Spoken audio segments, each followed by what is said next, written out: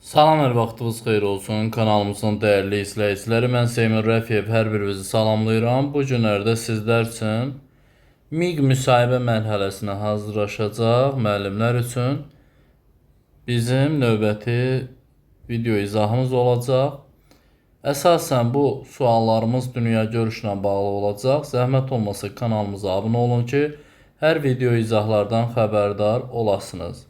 Daha çox verilmiş suallar və verilə biləcək suallar üzərində müzakirəmiz olacaq. Qısa konkret izahlarım verəcəm. Çalışın müsahibə mərhələsində sizlər də bu paylaşdığımız məlumatlardan xəbərdar olasınız.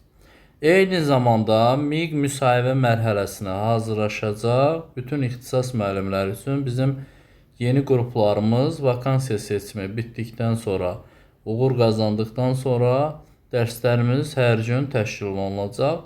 Dərslərimizə qoşulmaq istəyənlər 051 644 31 54 nömrəsinə yazaraq dərs haqqında ətraflı məlumat əldə edə bilərsiniz. Keçək suallarımıza. İlk sualımız belədir ki, Azərbaycanın ilk qadın milli qəhrəmanları kimlərdir?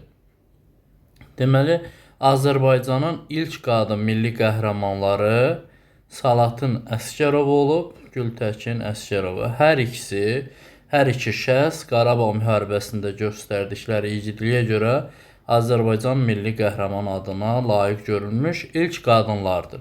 Sonradan Hökümə Əliyev və digər şəxslər də milli qəhrəman adına layiq görülüb. Amma ilk olaraq Salatın Əsgərov və Gültəkin Əsgərova bu ada layiq görülübdür. Keçirik növbəti suala. 2 nömrəli. Deyir, müstəqilliyin bərpası günü nə vaxtdır? Deməli, cavabımız belə olacaq ki, 18 oktyabr 1991-ci il həmin gün, yəni 18 oktyabr Azərbaycan Respublikasının dövlət müstəqilliyi haqqında konstitusiya aktı qəbul olaraq Azərbaycan dövlət müstəqilliyi bərpa edilmişdir və həminki gündə Azərbaycanda müstəqilliyin bərpası günü olaraq qeyd olunur. Növbəti bir sual deyir, şərqdə ilk demokratik respublika və qadınlara ilk seçki hüququ verən dövlət hansıdır? Əlbəttə, Azərbaycan Xalq Cümhuriyyəti olub 1918-1920-ci ildə. Deməli, Azərbaycan Xalq Cümhuriyyəti şərqdə ilk parlamentli demokratik respublika quran və qadınlara kişilərlə bərabər seçki hüququ verən dövlət olmuşdur. Növbəti sual. Dövlət himni musiqi və mətn müəllifləri kimlərdir? Musiqisi Üzeyir Hacıbəyli, sözləri isə Əhməd Cavad tərəfindən yazılmışdır. Dövlət himni Azərbaycanın dövlət rəmzlərindən biridir. 5 nömrəli sual. Deyir, 2026-cı ildə Azərbaycanda nə ili elan olunmuşdur?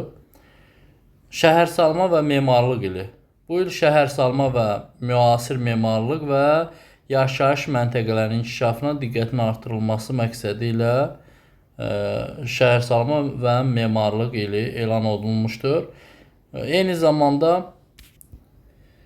Azərbaycanda Ümumdünya Şəhərsalma Forumunda keçirilmişdir. 2026-cı il 17-22 may tarixlərində Bakı şəhərində keçirilmişdir.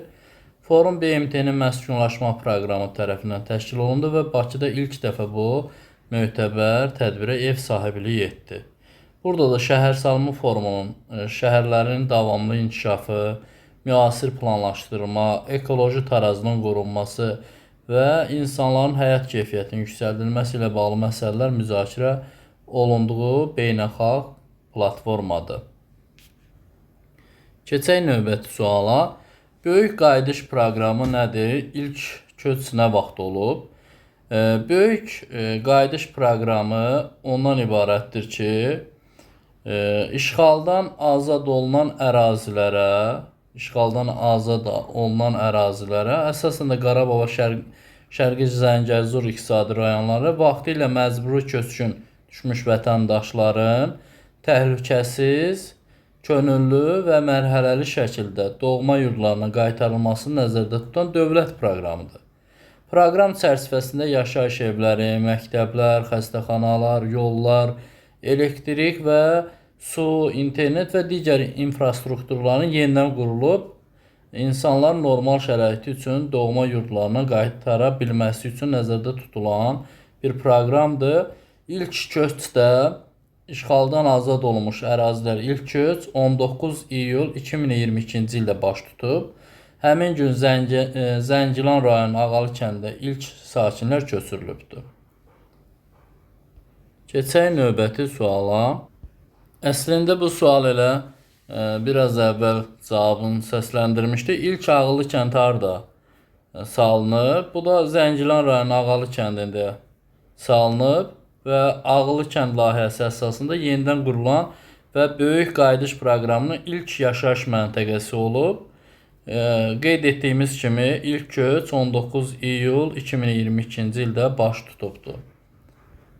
Növbəti bir sual. Azad edilmiş ərazilərdə açılan beynəlxalq hava limanları hansılardır? Azad edilmiş ərazilərimizdə Füzulidir, Zəngilan, Laçın beynəlxalq hava limanları. Bu hava limanları bölgənin inkişafına, turizmə və nəqliyyat əlaqələrinə xidmət edir. Sualımız təkrar gəlir. 9-cu sual. Şuşa şəhərinin rəsmi statusu nədir? Şuşa şəhərinin rəsmi statusu Azərbaycanın mədəniyyət paytaxtıdır. Şuşa zəngin tarixi, mədəni və irsi və incəsənət ənənələri ilə tanınan şəhərdir.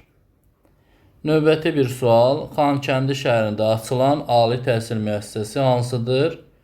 Xankəndi şəhərində açılan ali təhsil müəssisəsi Qarabağ Universitetidir. Universitet Qarabağ bölgəsində ali təhsilin inkişafına və ixtisaslı kadrların hazırlanmasına xidmət edir.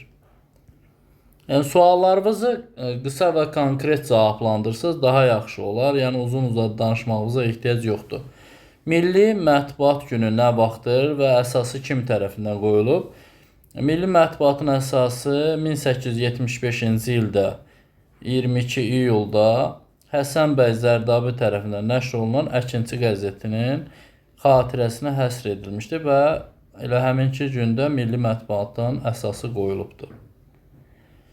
Deyir ki, Şərqdə ilk operanın müəllifi və adı nədir? Şərqdə ilk opera Üzeyir Hacıbəylinin Leyli və Məcnun operasıdır, 1908.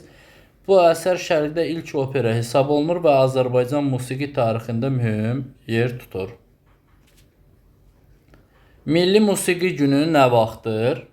18 sentyabr. Bu gün dahi bəstəkar Üzeyir Hacıbəylinin doğum günü münasibəti ilə ölkədə Milli Musiqi Günü kimi qeyd olunur. 18 sentyabr. Növbəti bir sual. İnklüziv təhsil nədir? İnklüziv təhsil xüsusi təhsil ehtiyacı olan uşaqların digər şagirdlərlə birlikdə onlara uyğun şərait və dəstək göstərilməklə ümumi təhsil məktəblərində təhsil almasıdır. Yəni, burada təhsildə bərabər imkanların təşkilidir. Həm fiziki və digər sağlamlığı məhdud olan şəxslərin sağlam şagirdlərlə bir mühitdə təhsil almasıdır.